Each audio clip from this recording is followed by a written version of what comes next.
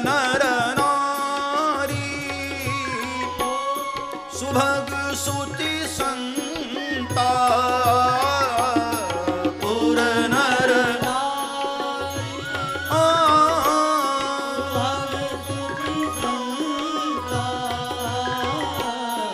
पुर नर नारी सुभग सुति संता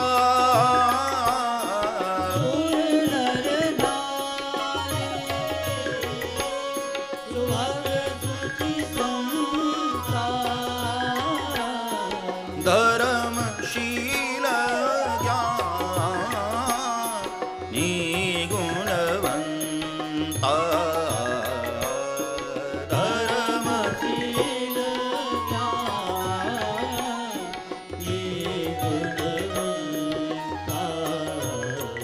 बाबा तुलसी कहते हैं ये पूरा नगर संतों का है। पुर नर नारी सुभग सुचि संता। अब जहां का राजा ही विदेही हो, हाँ विदेहराज, राजा जैसा होता है भाई, प्रजा में भी उसके सद्गुण आते हैं। महाजनो ये न गता सपंथा, महापुरुष लोग जिस मार्ग पर चलते हैं पीछे चलने वाले भी अनुकरण उन्हीं का करते हैं। पूरा नगर संतों का है, राजा ही विदेहराज है। और ये बात नितांत सत्य है, राजा जैसा होता है प्रजा भी उसका अनुकरण करती। राजा में यदि धर्म की ज्यादा व्यवस्था है तो प्रजा में भी धर्म का माहौल आता है। राजा यदि ईमानदार है तो प्रजा में भी ईमानदारी आती। राजा यदि पढ़ा लिखा है तो प्रजा में भी शिक्षा का प्रचार होता है। राजा राष्ट्रभक्त है तो प्रजा में भी राष्ट्रभक्ति का संचार आता है। आप अनुभव करना, राजा जैसा होता है प्रजा उसका अनुकरण करती है। राजा खुद ही बेईमान हो तो अभी कुछ सालों पहले कितने घोटाले सुनाई देते थे, ये घोटाला तो वो घोटाला, वो घोटाला, जब भी टीवी खोलो कोई घोटाला ही आ रहा है। लेकिन अभी पिछले कुछ सालों से,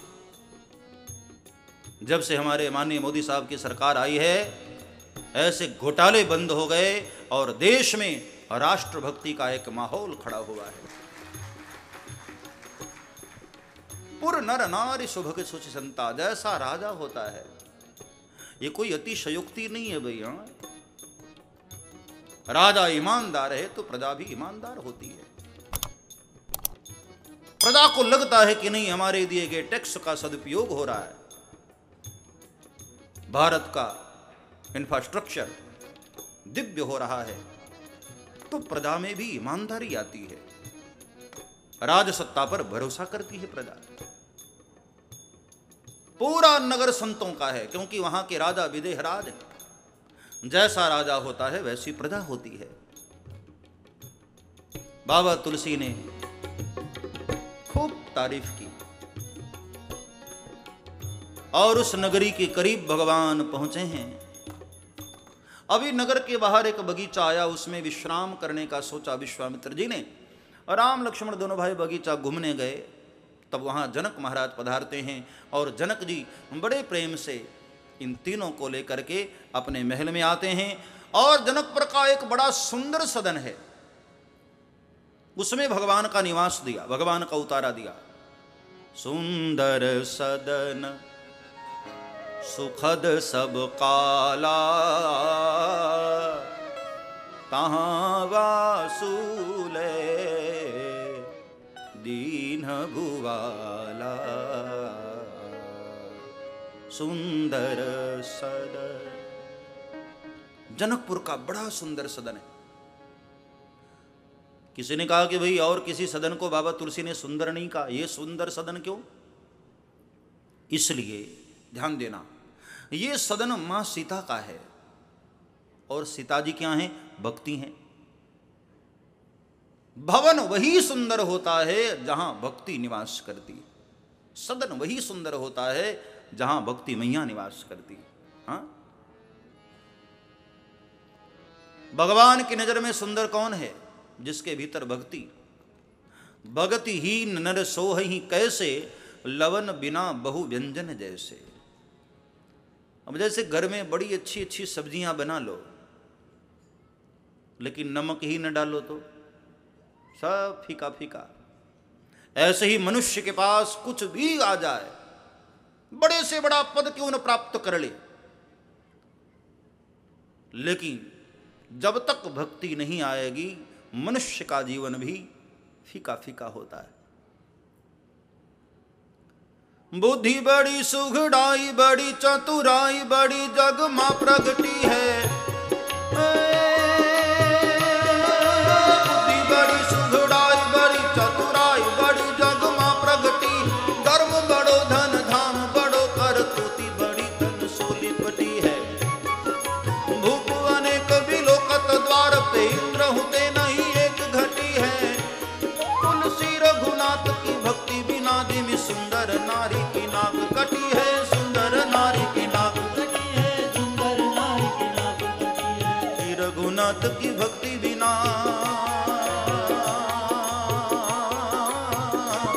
दिमि, सुंदर नारी की नाक कटी है। सुंदर नारी की नाक कटी है, सुंदर नारी की नाक कटी है। बुद्धि बड़ी सुघड़ाई, बड़ी चतुराई, बड़ी जगमा। दुनिया में हर चीज तुम्हारे पास आ जाए, बहुत बुद्धिमान हो जाओ, बहुत धनवान हो जाओ, बड़े बड़े पद मिल जाएं, बड़ा सा मकान बना लो, राज्य सत्ता की तरह सुख भोगने लग जाओ, लेकिन भक्ति नहीं है तो जैसे किसी नारी का बड़ा श्रृंगार किया गया हो, आंखों में काजल लगा हो, लिपस्टिक लगी हो, गले में हार पहनी हो, सुंदर साड़ी पहनी हो, लेकिन उसकी नाक ही न हो, नक्कटी हो, तो नारी कैसी लगेगी? ऐसा ही तुलसी रघुनाथ की भक्ति बिना, जिमी सुंदर नारी की नाक कटी। जीवन में हर चीज हो लेकिन भक्ति नहीं है। भगवान खुद शबरी को बोले, कह रघुपति सुनु भामिनी बाता। मानहु एक भगति करनाता। भगवान कहते हैं कि हे मैया, मैं किसी को प्रेम करता हूं ना तो भक्ति के नाते। भगवान किसी का रूप नहीं देखते हैं, किसी के कपड़े नहीं देखते, किसी के ठाट बाट को नहीं देखते। ठाकुर तो भीतर की भक्ति का दीवाना है। मान हूं एक भक्ति करना था, इसलिए भवन वही सुंदर है, मकान वही सुंदर है जहां भक्ति निवास करती हो। इसलिए मेरे भाई बहन, अपने परिवार के सदस्यों को ऐसे बनाओ कि उनके भीतर भगवान की भक्ति हो, तब तुम्हारा बनाया हुआ मकान सुंदर होगा जहां भक्त निवास करता हो। इसलिए बाबा तुलसी कहते हैं, ये सीताजी का सदन है। आज ही सुबह सुबह जनक महाराज ने खाली करवा लिया कि बेटी अब मेहमान आने लग गए हैं, तू महल के भीतर चली जा, ये तेरा भवन किसी के योग्य होगा तो मैं उसको दूंगा। और भगवान को देखकर लगा कि मेरी बेटी वाला जो कक्ष है वो इनके योग्य है। सुंदर सदन सुखद सब काला, तहां बासुले दीन भुवाला। सुंदर सदन, ऐसे सुंदर सदन में भगवान का उतारा। रात्रि भगवान विश्राम करते हैं और दूसरे दिन प्रभु नगर देख कर आते हैं।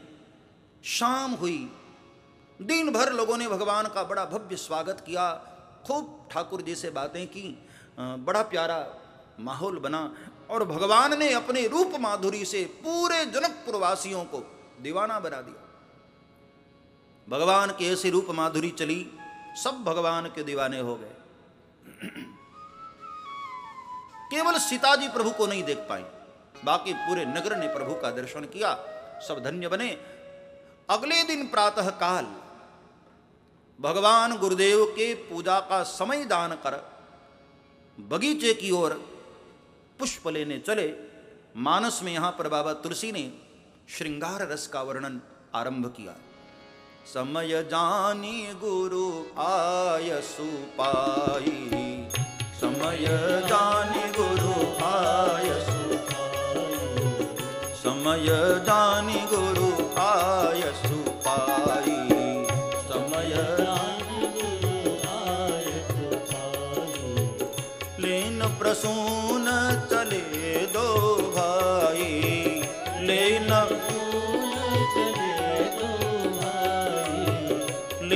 प्रसून चले दो भाई, लेना चले दो भाई, समय जानी गुरु आयसु पाई, समय जानी गुरु आयसु पाई। समय जानकर भगवान चले पुष्प लेने।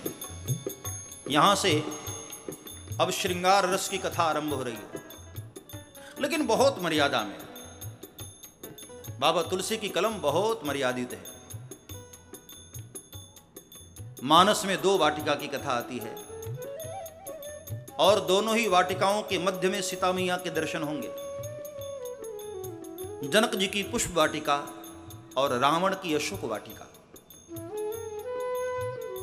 लेकिन रावण की वाटिका में सीता जी उदास हैं, जनक की वाटिका में सीता जी मुस्कुरा रही। कारण एक योगी की वाटिका है और एक भोगी की वाटिका है। भोगियों की देह में भक्ति उदास रहती है और योगियों के देह में भक्ति आनंदित रहती है। लेकिन यहां प्रश्न होता है, कौन सा समय जानकर? भगवान चले हैं, लेकिन कौन सा समय जानकर? तो एक तो अर्थ सीधा सा बन रहा है गुरुदेव के पूजा का अर्थ, पूजा का समय। लेकिन एक संत ने कहा कि नहीं नहीं, भगवान की हर लीला का कोई न कोई समय होता है। तो अब वाटिका लीला का समय है, वो समय जानकर चले, इसलिए समय जान। एक संत ने कहा कि नहीं नहीं, कल जब भगवान नगर में घूम रहे थे ना, तो छोटे छोटे बच्चों ने भगवान से कह दिया था कि प्रभु आप केवल नगर देखने नहीं आए, जिनको देखने आप आए हैं ना वो अभी नहीं दिखाई पड़ेंगी, कल इतने बजे बगीचे में आ जाना, वहां दिखाई देंगी। वो उनके आने का समय है, वो समय दान कर चले प्रभु। ऐसा मिथिला के संत लोग अर्थ करते हैं। तो समय जानकर भगवान पुष्प लेने चले। द्वार पर आए तो लक्ष्मण अंदर जाने के लिए जल्दी करने लगे। भगवान ने कहा कि लखन जरा माली को पूछ लो, माली बगीचे का मालिक होता है। लक्ष्मण जी ने कहा पूछने की क्या जरूरत, माली मना करेगा क्या? माली की हिम्मत को मना करे, अभी गर्दन पकड़ेंगी उसकी। प्रभु ने लक्ष्मण का हाथ पकड़ा कि लखन यहां जरा शांति से काम ले, भविष्य में कुछ और होने वाला। लखन मुस्कुराने लगे, ठीक है मालिक। माली को बुलाकर लाया गया और माली बड़ा प्रसन्न हुआ। कहा कि प्रभु कल पूरे नगर ने आपका दर्शन किया था, एक मैं बच गया था महाराज। मुझे लगता है आप पुष्प लेने के बहाने हमें दर्शन देने पधारे हैं। प्रभु आपका ही तो बगीचा है, पधारिए ना। आप कहें तो मैं पुष्प खुद लाकर दे दूं। प्रभु ने कहा कि नहीं नहीं, मैं खुद पुष्प उतारूंगा। इसका मतलब यह हुआ कि सेवा का अवसर मिले ना तो दूसरों को मत कहो, खुद सेवा करो। बड़े भाग्य से परमात्मा सेवा का अवसर देते हैं भाई। दूसरों को मत कहो और अवसर चूक भी न जाओ। स्वयं भगवान कृष्ण पांडवों के राजसूय यज्ञ में गए ना, तो वहां यज्ञ में जाकर प्रभु ने सेवा की। आपको भी मैं निवेदन करूं, परम सौभाग्य से हम लोगों को ये अवसर मिला है मेरे भाई बहन। इतना प्यारा आयोजन हो रहा है, जितनी बन सके आश्रम में आकर सेवा कर लो, फिर न जाने अवसर मिले न मिले, क्या भरोसा। हाँ, यहाँ यज्ञ भी हो रहा है, कथा भी हो रही है, ठाकुर की प्राण प्रतिष्ठा हो रही है, भंडारे चल रहे हैं, साधु संतों के भोजन चल रहे हैं, पाठ चल रहा है, हरिनाम कीर्तन चल रहा है, कितनी सारी व्यवस्थाएं। जिसमें आपको लगे आप आकर सेवा करो। भगवान कृष्ण ने खुद सेवा की। आपको लगता होगा कि भाई हम ब्रजवासी, हम क्यों करें? तो कन्हैया भी तो ब्रजवासी था, उसने भी सेवा की। पांडवों के राजसूय यज्ञ में जाकर स्वयं गोविंद ने, और पता है कौन सी सेवा? संत और भक्त लोग जब भोजन कर लेते थे, उनके जूठे पत्तल जो पड़े होते थे उसको उठा करके ले जाने की सेवा गोविंद ने स्वीकारी। दुनिया को बताया सेवा का महत्व। खूब सेवा करो, तन से, मन से, धन से, जैसे भी बने, खूब सेवा करो। सेवा के लिए दूसरों को कहो मत, सेवा खुद करो जितनी हो सके। भगवान अपने हाथ से सेवा करने के लिए बगीचे में प्रवेश करते हैं, और जैसे ही भगवान के कदम बगीचे में पड़े, बाबा तुलसी कहते बगीचे में मानो क्रांति आ गई। कुछ फूल अभी खिले थे, लेकिन जो सूर्य को देखकर खिलने वाले थे वो सब सूर्यवंशी राम को देखकर खिल गए। फूलों को लगा कि आज न खिले ना तो हम चूक जाएंगे। और फिर तो बड़े बड़े संतों को पता चला कि ठाकुर बगीचे में आए हैं, तो बड़े बड़े महात्मा लोग फूल का वेश ले लेकर वहां किनारे खड़े हो गए कि एक बार प्रभु तोके से भी मुझे छू ले, धन्य हो जाएंगे हम। एक हमारे गुजरात के कवि ने बड़ी प्यारी कविता गाई। तमारा અહીં आज पगला थवाना, चमन मां बधाने खबर थई गई छे, ए झुकावी च गर्दन बधी डाળીઓએ, फूलोनी नीची नजर थई गई छे। आज भगवान के चरण बगीचे में पड़े, मानो क्रांति आ गई। फूलों की डालियां झुकी जा रही हैं। एक दूसरे को कानों कान खबर हो गई कि सुना बगीचे में प्रभु आए हैं, तो सारे फूल तैयार होकर के खड़े हो गए। जो कली है वो भी खिल गई कि प्रभु कहीं ऐसा ना हो मुझे इग्नोर कर दे, मुझे भी छू ले प्रभु। और कवि ने अंतिम में बड़ी प्यारी बात कही, साचू कहूं तो वातावरण पर, साचू कहूं तो वातावरण पर, प्रभु तमारी नजरनी असर थई गई छे। ए प्रभु इस वातावरण पर आपके नजरों की असर हो गई है। आज ठाकुर की नजरों की असर हो गई। 2-4 पुष्प भगवान चुने, देख देख करके भगवान की ये पुष्प, ये पुष्प, ये पुष्प चुन रहे हैं।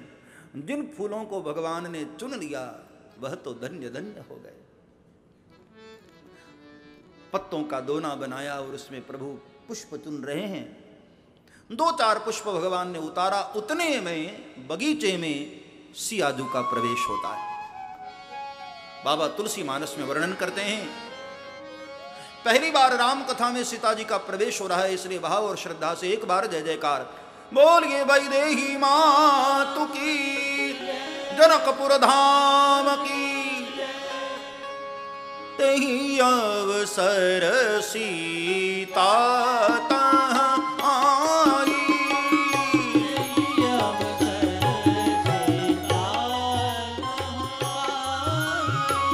तेहि अवसर सीता आई,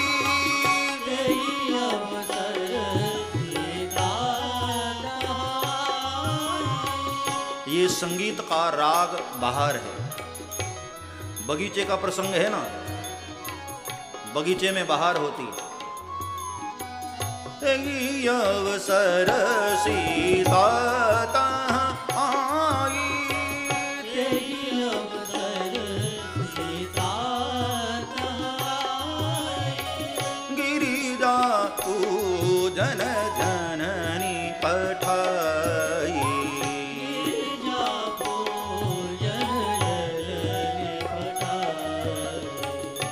संग सखी सब सुभग सयानी, संग सखी सब सुभग सयानी, गावही गीत मनोहर पानी, गावही गीत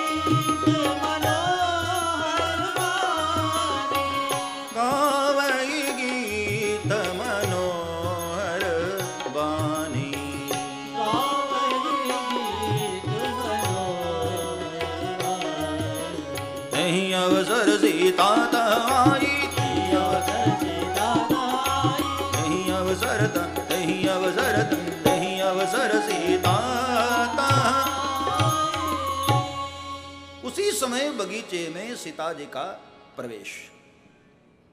रोज का नियम है मां का, अष्ट सखियों के साथ आती हैं, बगीचे के बीच में एक सरोवर है, वहां स्नान करती हैं और स्नान करके बगल में एक गिरजा भवानी का मंदिर है, वहां पूजन करने जाती।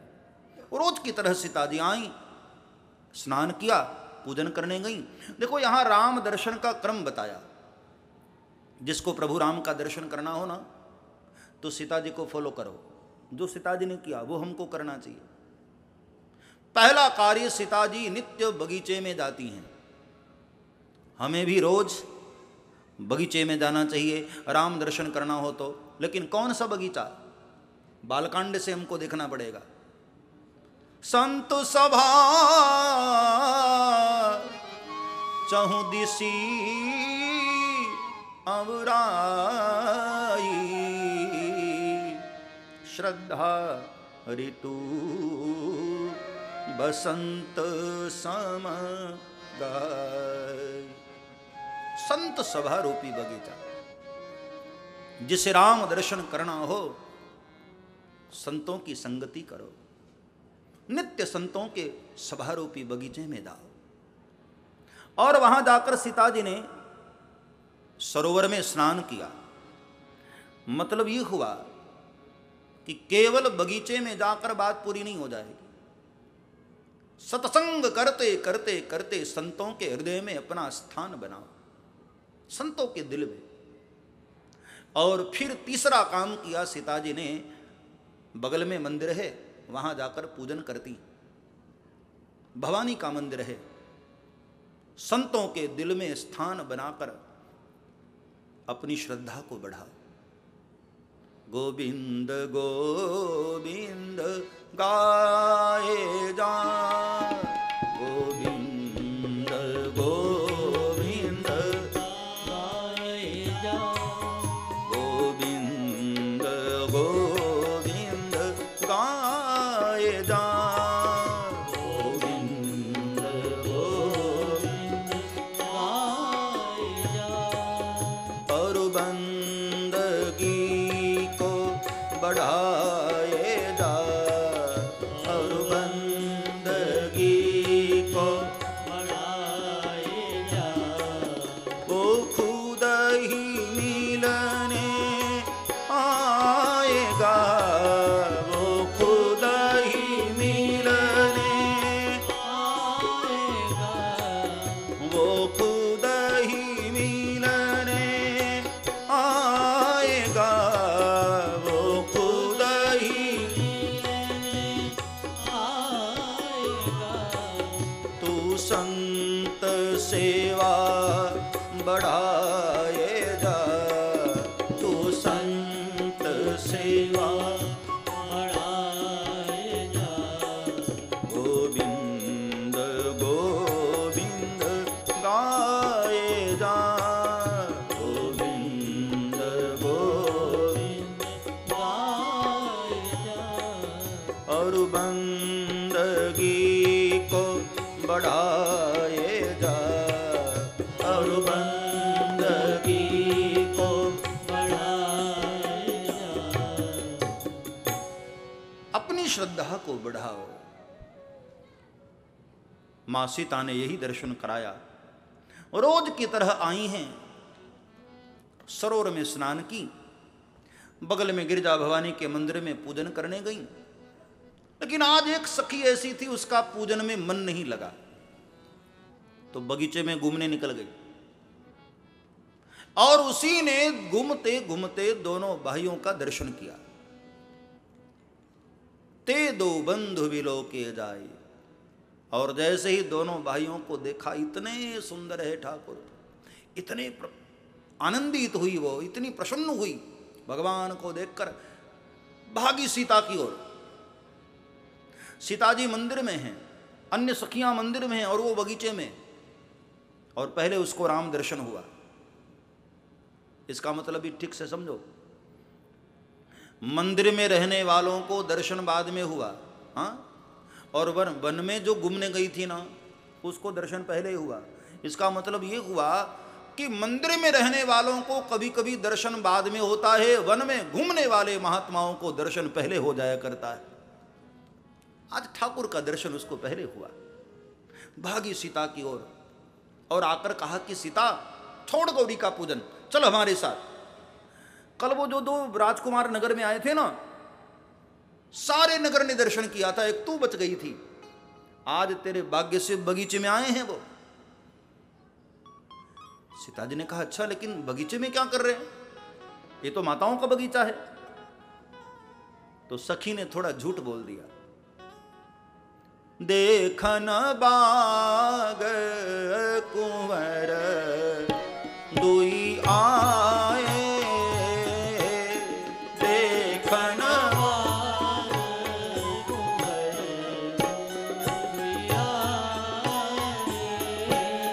देखन बाग कुंवर दुई आए, देखन बाग कुंवर दुई आए। बगीचा देखने आए हैं, झूठ बोला, अपनी आंखों से देखकर आई है। फूल उतार रहे हैं बगीचे में, उसको लगा कि कहीं सीता जी के मन में उनका सम्मान कम न हो जाए, इसलिए झूठ बोला। देखन बाग कुंवर दुई आए, देखन बाग कुंवर दुई आए। तो सीता जी ने कहा कि वो ठीक है, लेकिन ये तेरी हालत ऐसी क्यों हो रही है? कभी तू रो रही है, कभी मुस्कुरा रही है, कभी नाच रही है, क्या हो गया तुझे? उस सखी ने कहा सीता मैं क्या बताऊं, वो इतने सुंदर हैं ना, इतने प्यारे हैं, ऐसा लगता है उनको अपनी आंखों में बिठा लो। और आंखों में बिठाना हो तो पहले आंखों को धोना चाहिए ना, इसलिए आंखों को मैं धो रही हूं, क्योंकि गंदगी हो तो वहां ठाकुर कैसे आ सकते हैं। कबीर साहब जब बूढ़े हो गए थे ना, तो किसी ने कबीर साहब को सुरमा दिया, काजल, कि बाबा इसको अपनी आंखों में लगाओ, रोशनी बढ़ जाएगी। तो कबीर ने हंसते हुए बड़ी प्यारी बात कही, कबीर काजर रे खहू अब तो डारी न जाए, नैन में प्रीतम रम रहा, अब दूजो कहां समा। अरे भैया, आंखों में एक ही काला रह सकता है, एक काला तो पहले से बैठा हुआ है कन्हैया, अब दूसरे काले को कहां घुसाऊं, नैन में प्रीतम रम रहा, अब दूजो कहां समाए। कबीर काजर रे खहू अब तो डारी न जाए। सीता जी ने कहा कि क्या इतने सुंदर हैं वो? बहुत सुंदर है। कितने सुंदर, कुछ तो बताना। सखी ने हंसते हुए कहा कि कैसे बताऊं, आंखों ने देखा है पर आंख बोल थोड़ी पाती है, और जीभ बोल पाती है पर जीभ ने उस वक्त देखा ही नहीं, अंदर थी वो। हाँ इतना कह सकती हूं, एक शाम है और एक गौर है। शाम गौर किमी कहूं बखानी, शाम गौर किमी कहूं बखानी, गिरा नयन नयन बीनु बानी, गिरा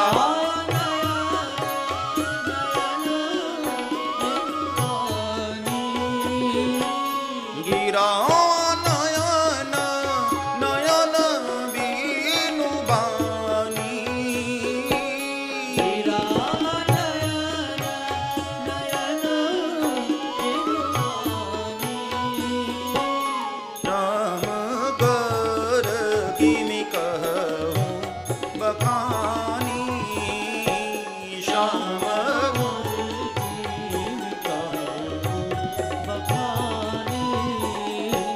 कहूँ बखानी,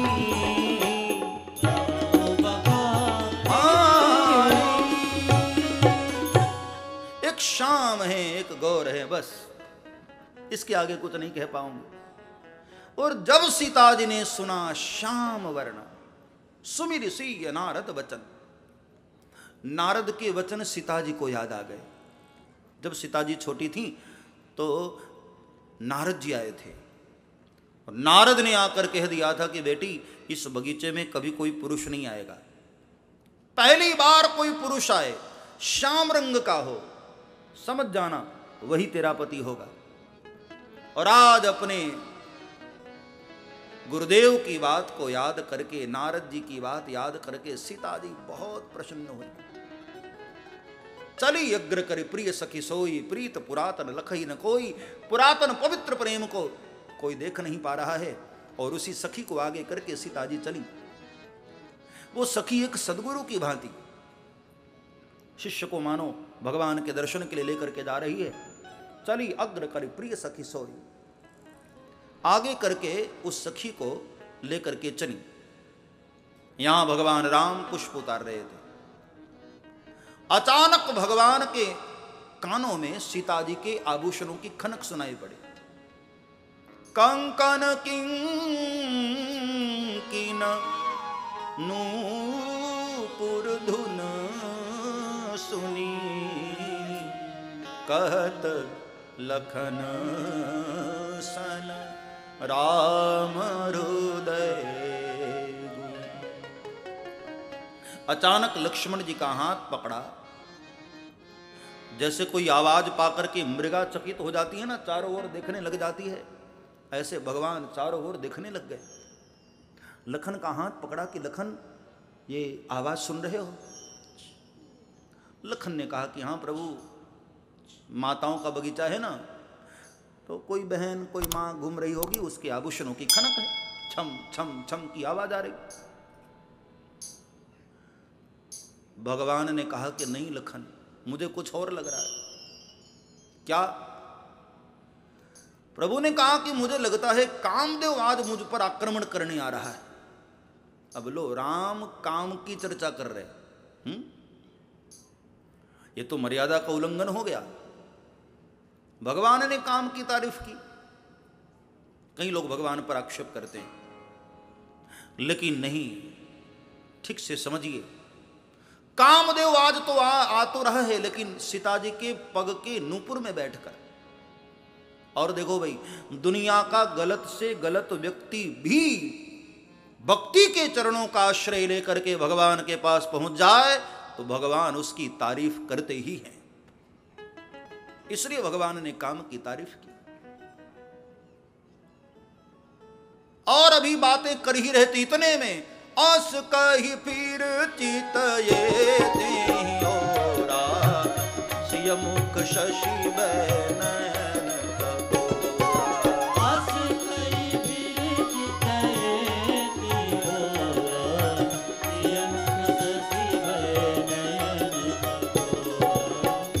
भगवान अभी बातें कर ही रहे थे लक्ष्मण से।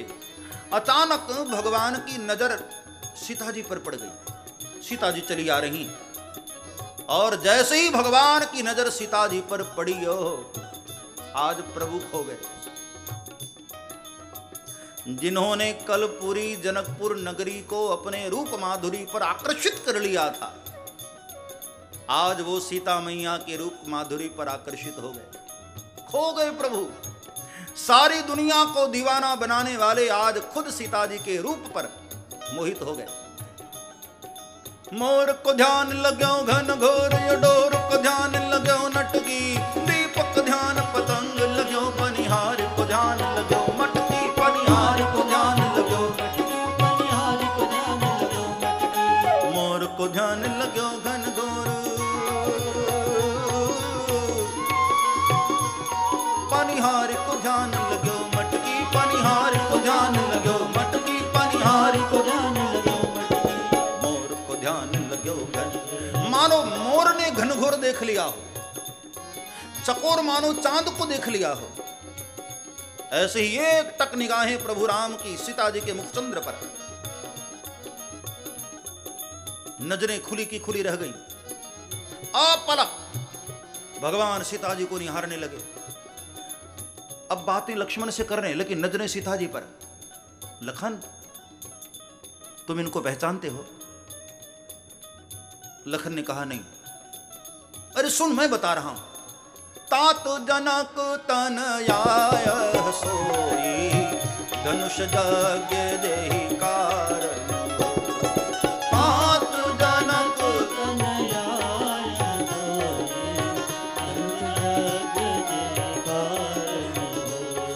भगवान ने कहा, लखन, वो जिनका कल स्वयंवर होने वाला है ना, ये वही हैं, जनक जी की बेटी। लखन ने कहा, मालिक, अब किसी की बहन हो, किसी की बेटी हो, आपको क्या करना? आप तो फूल उतारिए ना चुपचाप। तब प्रभु ने कहा, लखन तू समझ नहीं रहा है। जासु बिलोकी अलौकिक शोभा,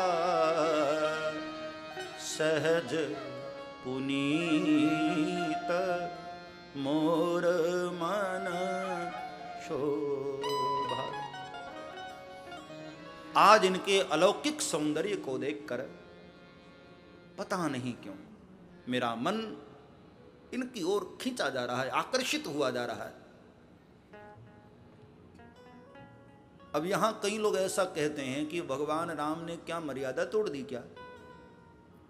भाई आज कलयुग है, फिर भी कोई बड़ा भाई अपने छोटे भाई से ऐसा नहीं कहता कि मैं किसी लड़की को देखकर आकर्षित हो गया। हाँ, तो प्रभु राम ने ऐसा कहा अपने छोटे भाई के सामने, ये तो मर्यादा नहीं है। लेकिन नहीं, शब्द पर गौर करो। भगवान लौकिक रूप की चर्चा कर ही नहीं रहे। जासु बिलोकी अलौकिक शोभा, अलौकिक शोभा, अलौकिक सौंदर्य।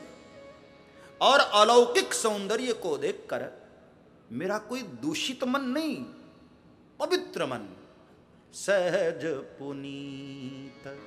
पुनीत यानी पवित्र। ध्यान देना, जहां रूप अलौकिक होगा, मन पवित्र होगा, वहां आकर्षण हो ही जाता है साहब। और वैसे भी संत और भगवंत किसी के रूप को नहीं देखते साहब। एक बड़ी प्यारी घटना है स्वामी रामतीर्थ के जीवन की।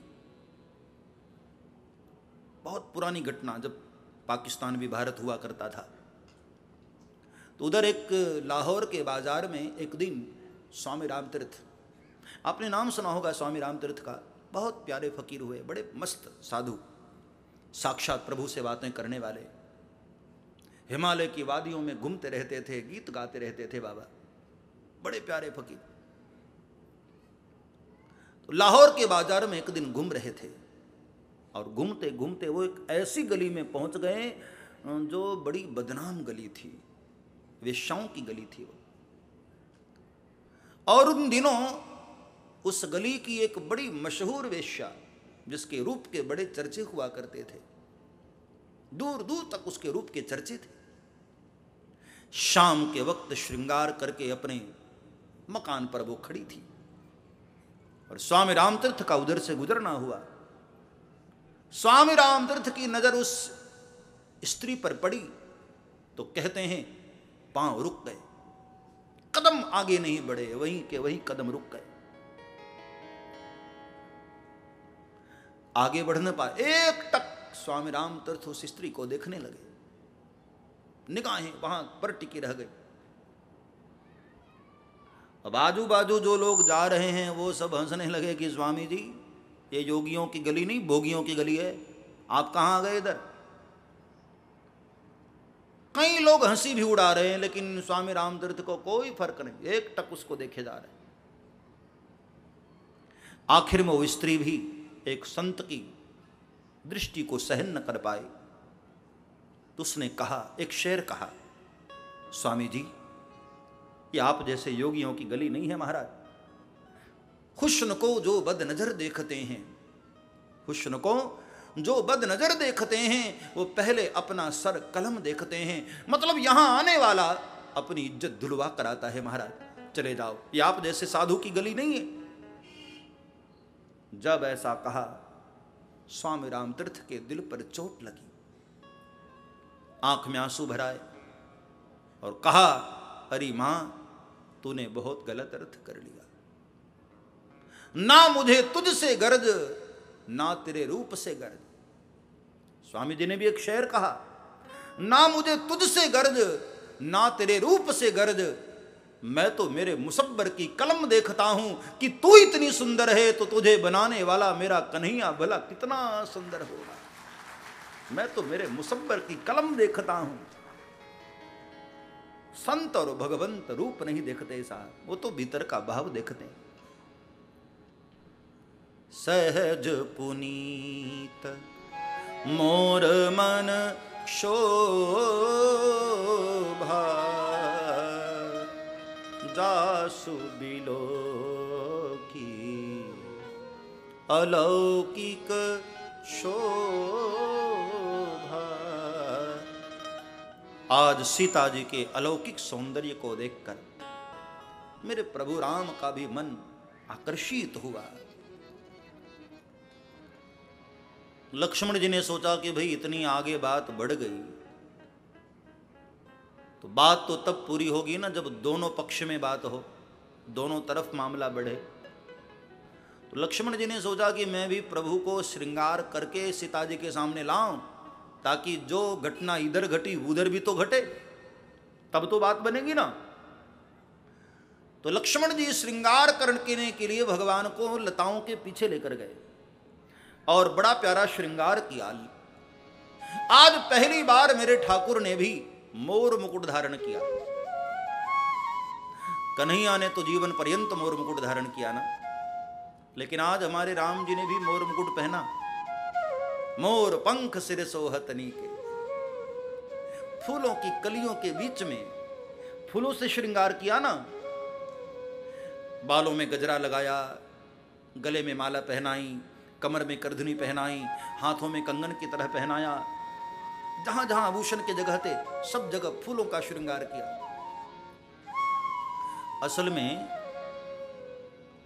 ये जो कलियां थी जो अभी खिली नहीं थी, राम जी ने फूलों को चुन लिया तो कलियां बेचारी रोने लग गई थी। कलियों ने सोचा कि मेरी क्या गलती है, मैं अभी खिली नहीं तो इसका मतलब प्रभु मुझे छुएंगे नहीं। तो पीछे लक्ष्मण जी आ रहे थे। लखन ने उन कलियों से वादा किया था कि तुम रो मत, ये जो खिल गए वो भगवान के हाथ तक पहुंचे, लेकिन मैं वचन देता हूं कि हम तुमको भगवान के सिर पर बिठाएंगे। तो उन कलियों को लेकर के लक्ष्मण जी ने भगवान के सिर में बड़ा सुंदर श्रृंगार किया। गुच्छ गुच्छ बिच कुसुम कली के, फूलों में सज रहे आज अवध के बिहारी, फूलों में सज रहे अवध के बिहारी, फूलों से सज रहे हैं मेरे अवध के बिहारी, फूलों से सज रहे अवध के बिहारी, फूलों में सज रहे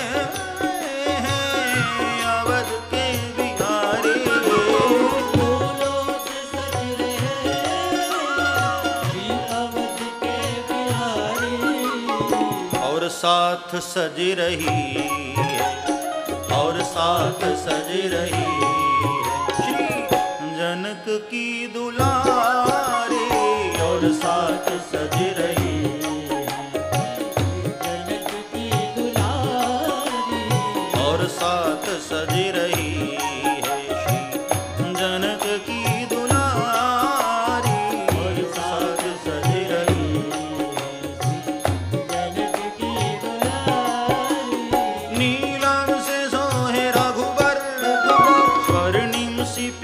सीता, नीलम से सोहे रघुबर, नीलम से प्यारी सीता, नीलम से सोहे रघुबर,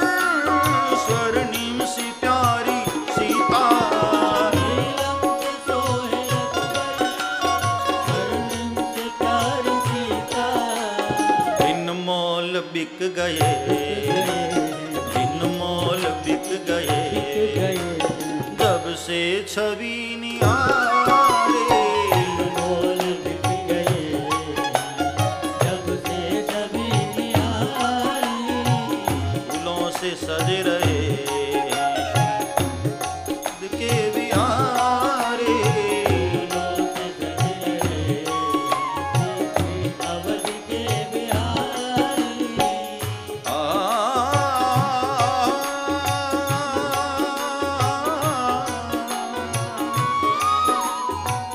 जय हो।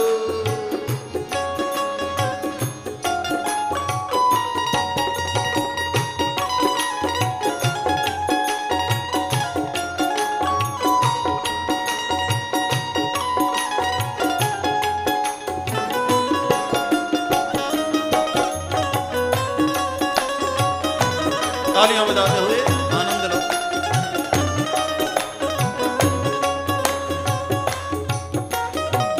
भाई लोग भी हाथ उठा करके तालियां बजाते हुए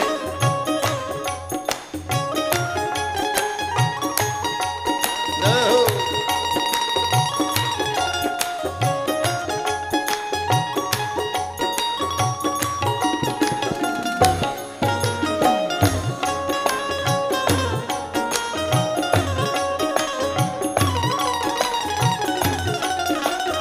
फूलों से सज रहे, फूलों से सज रहे, फूलों से सज रहे, फूलों से सज रहे। नमः पार्वती पतये हर हर महादेव। आज पहली बार राम जी ने भी मोर मुकुट धारण किया, बड़े सुंदर लग रहे। कहते हैं मोर निष्कामता का प्रतीक है। बाबा तुलसी ने मानो मोर को बीच में लाकर